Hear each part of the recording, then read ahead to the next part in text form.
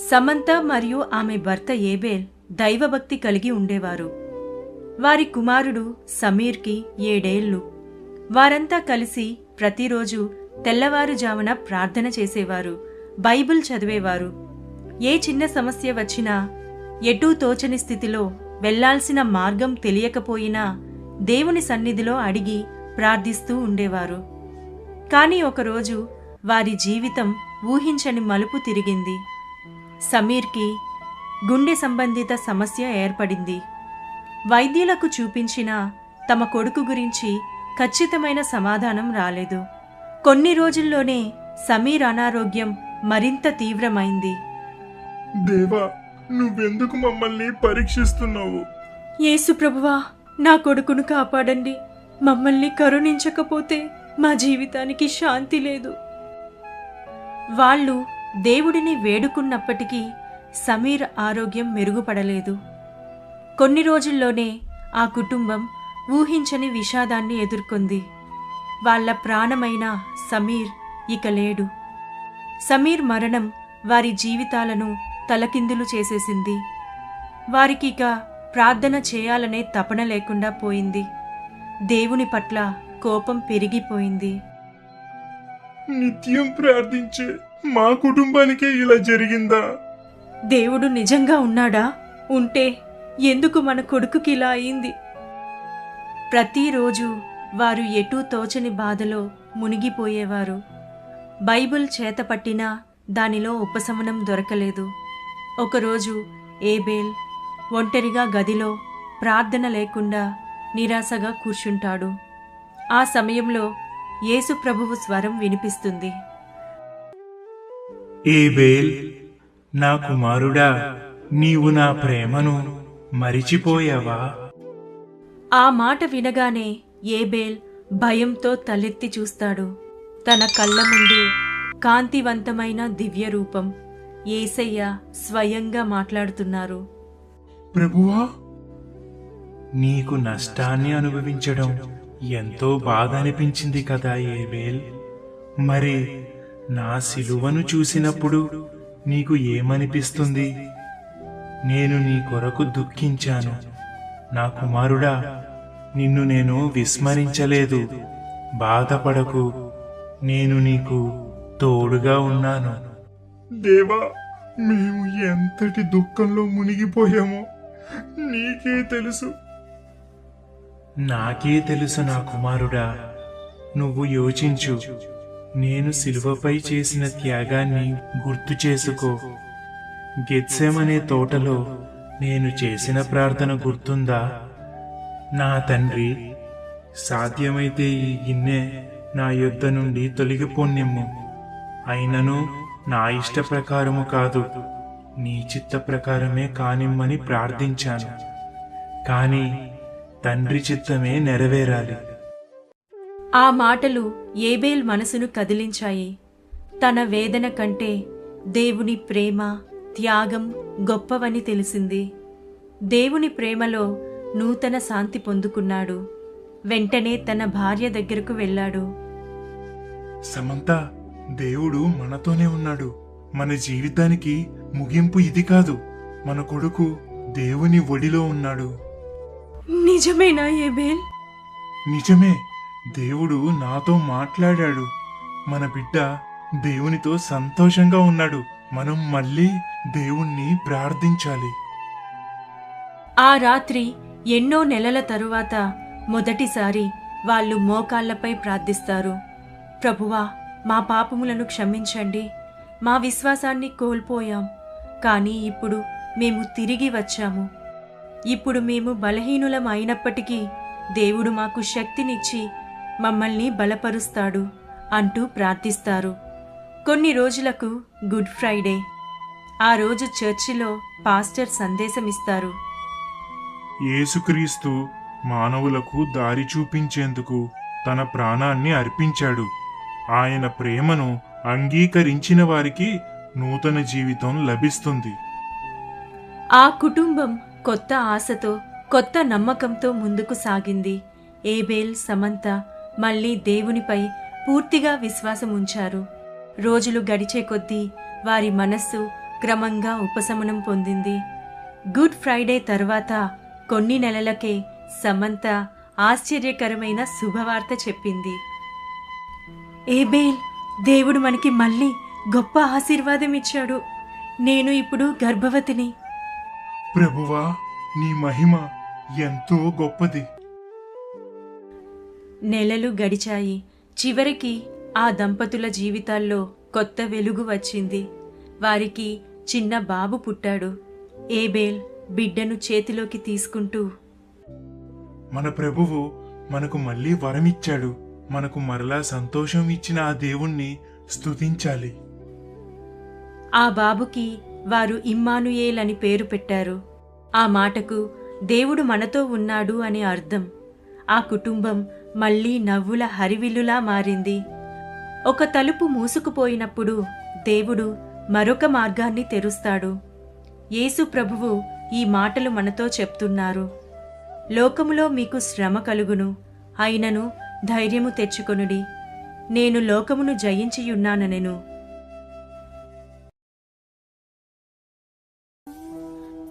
దేవుని మార్గం. చీకటిలో నడిచే మనిషికి వెలుగును చూపే ప్రభువు యేసుక్రీస్తు. ఆయనే మార్గము, సత్యము, జీవమును అయి ఉన్నాడు. యేసు ఎవరో తెలియని ఒక యువకుడు రాజేష్.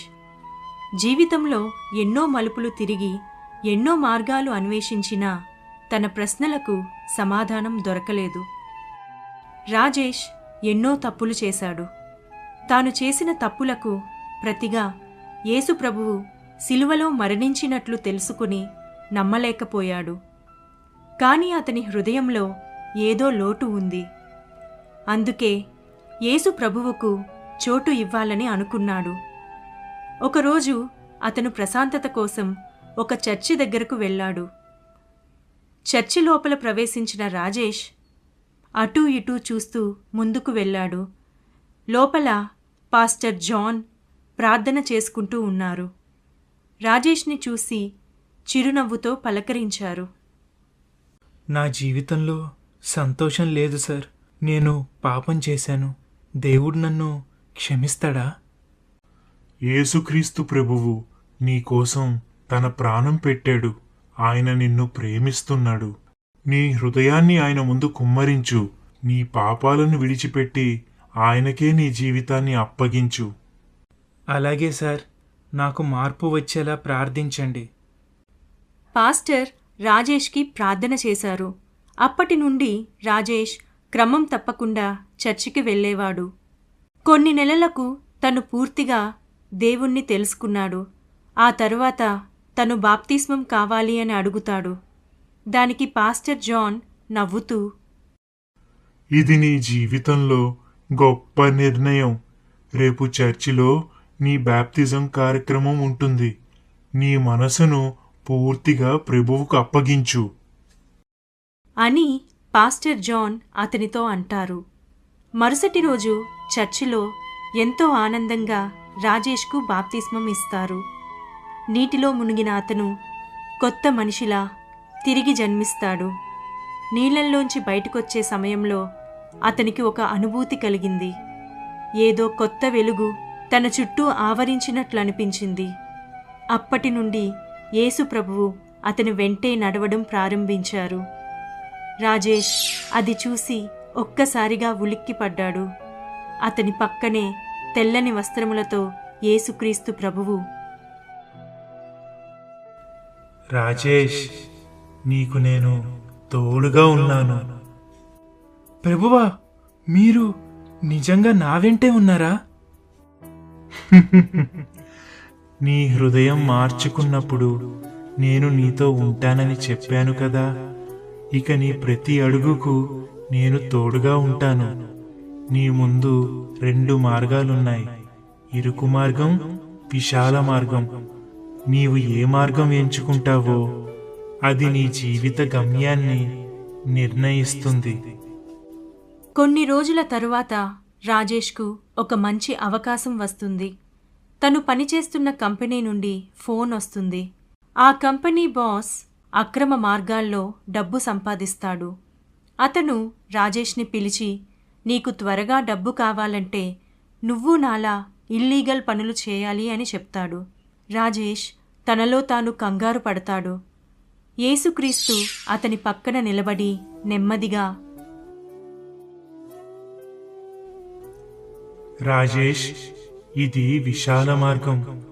ఇక్కడ ధనవంతులు కావడానికి ఎన్నో అవకాశాలున్నాయి. కానీ ధనాపేక్ష సమస్త కీడులకు మూలం. ఈ మార్గంలో వెళ్తే నువ్వు నిత్య జీవానికి చేరుకోలేవు.